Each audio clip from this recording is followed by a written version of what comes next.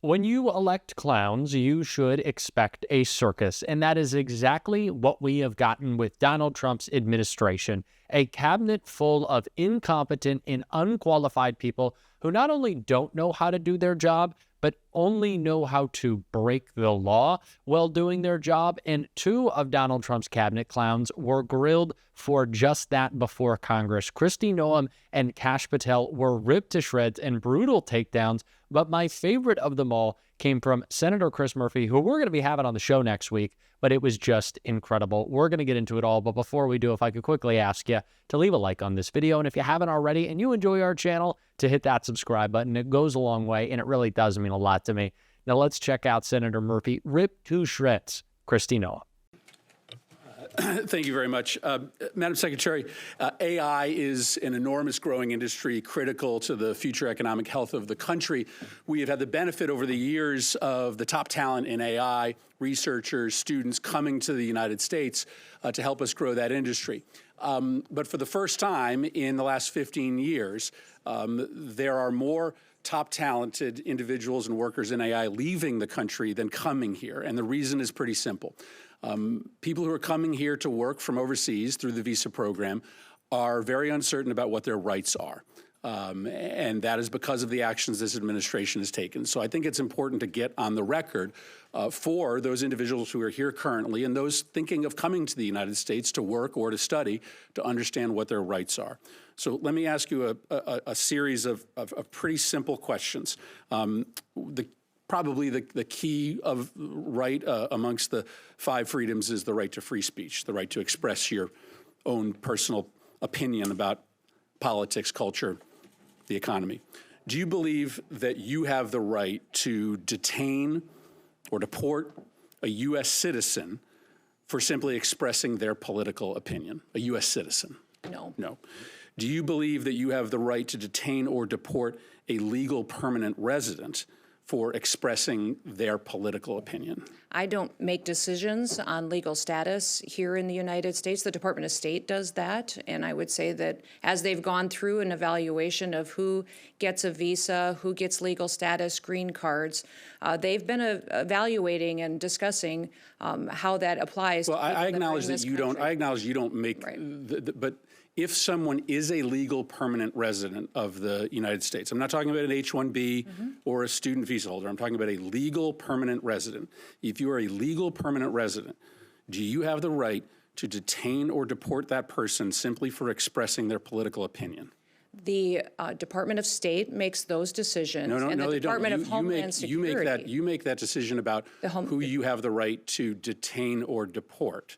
So you are involved in that. Do you believe the United States, do you believe the law allows? The Department of Homeland Security under the Trump administration is enforcing the law, following the constitutional rights of folks who are here as citizens, those who are here legally, and those who are here illegally. So a legal permanent resident is by definition here legally. Do you believe, I mean, I think this is really troubling if you can't answer this simple question. Do you believe that the U.S. government can detain and deport a legal permanent resident for expressing a political opinion that the administration disagrees with? The determination you're asking for is based on things that you are determining that the Secretary of State has considered and evaluated. We don't evaluate that, the administration, along with a partnership with the Department of State, on what is political speech and what's an affiliation with a foreign terrorist organization. Do you believe? That's the difference between the two that you're asking. That you can detain and deport a legal permanent resident for expressing a political opinion? We have not detained we have not deported anybody who's a legal permanent resident or a citizen of the United States. Then say you don't have the ability to do that. We have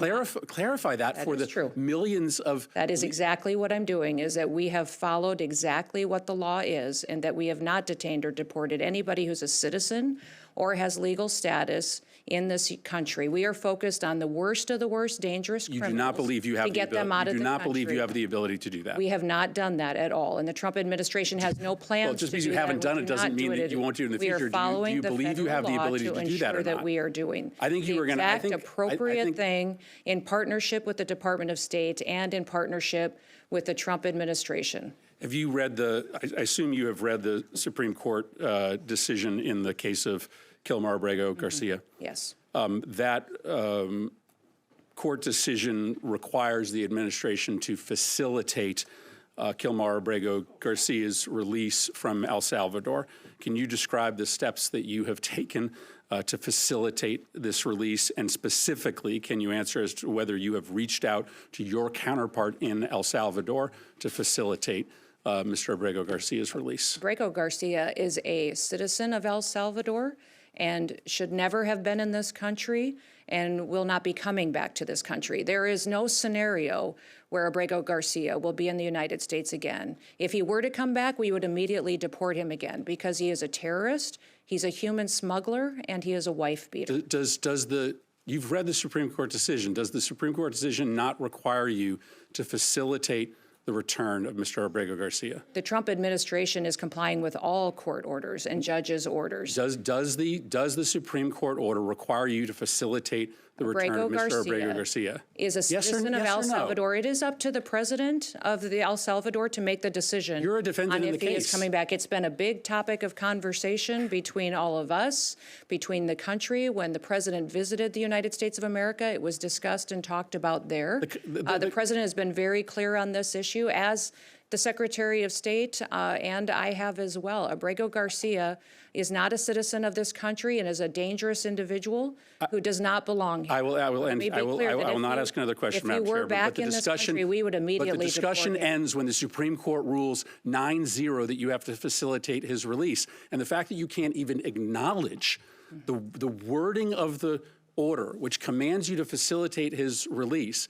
and you advertise to this committee that you are going to willfully ignore the ruling, and that is incredibly chilling for the balance of powers in a democracy that relies on the executive branch to honor decisions made by the highest court of the land.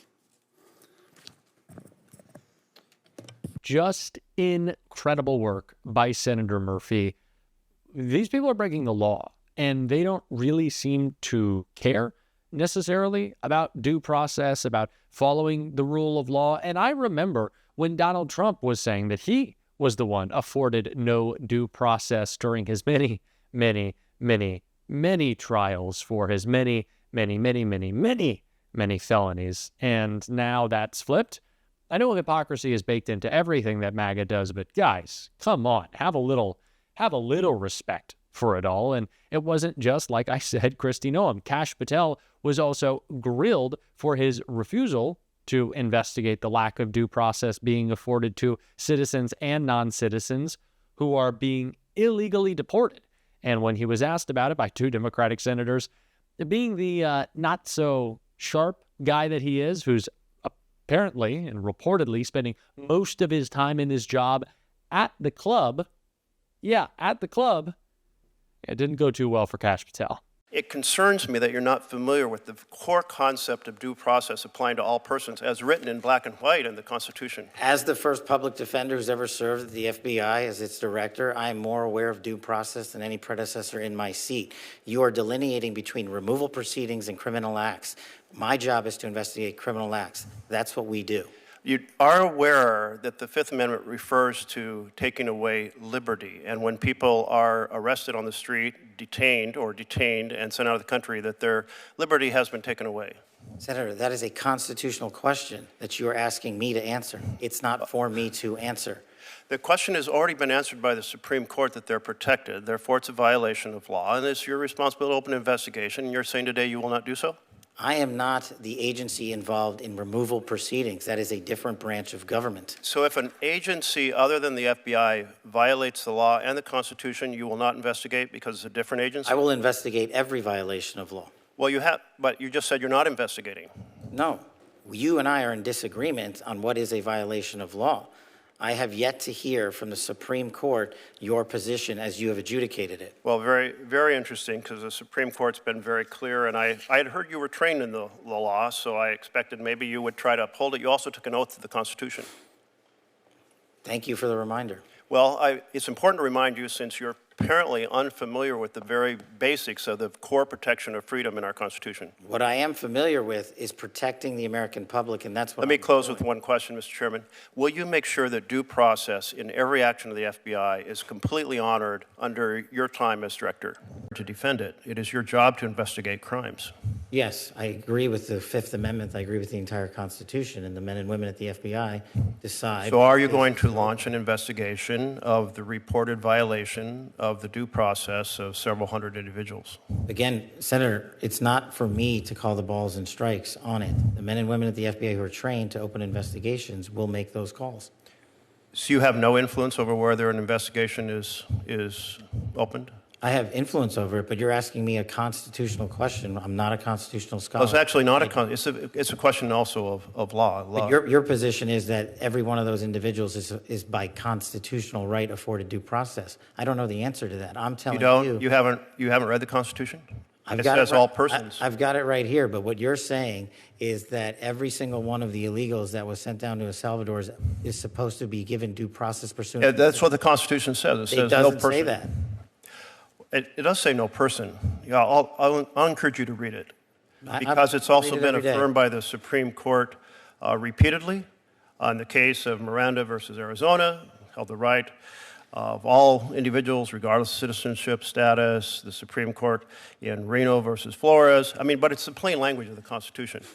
It concerns me that you're not familiar with the core concept of due process applying to all persons as written in black and white in the Constitution. As the first public defender who's ever served at the FBI as its director, I am more aware of due process than any predecessor in my seat. You are delineating between removal proceedings and criminal acts. My job is to investigate criminal acts. That's what we do. You are aware that the Fifth Amendment refers to taking away liberty, and when people are arrested on the street, detained and sent out of the country, that their liberty has been taken away. Senator, that is a constitutional question that you are asking me to answer. It's not for me to answer. The question has already been answered by the Supreme Court that they're protected. Therefore, it's a violation of law, and it's your responsibility to open an investigation, and you're saying today you will not do so? These are unserious people doing very serious jobs, and we are all paying for it. Remember the first few weeks of Donald Trump's administration when all the talk was about DEI and bringing back the meritocracy, right? It was only going to be about who can best do the job. Who has done their job well in Donald Trump's administration? Point to one person. Even the most MAGA diehard, I feel like, would struggle to come up with an answer for that. This administration has renamed a body of water, and that's all they have to show for more than 100 days. The market's down. Prices are up. They've done that successfully. But other than screwing the economy, not a lot to point to. And so we're going to keep pointing that out on this show. And if you want to support that, as always, you can hit that subscribe button, leave a like on this video, and if you stuck around at the end, you can drop a blue heart in the comments. And until next time, I'll see you soon.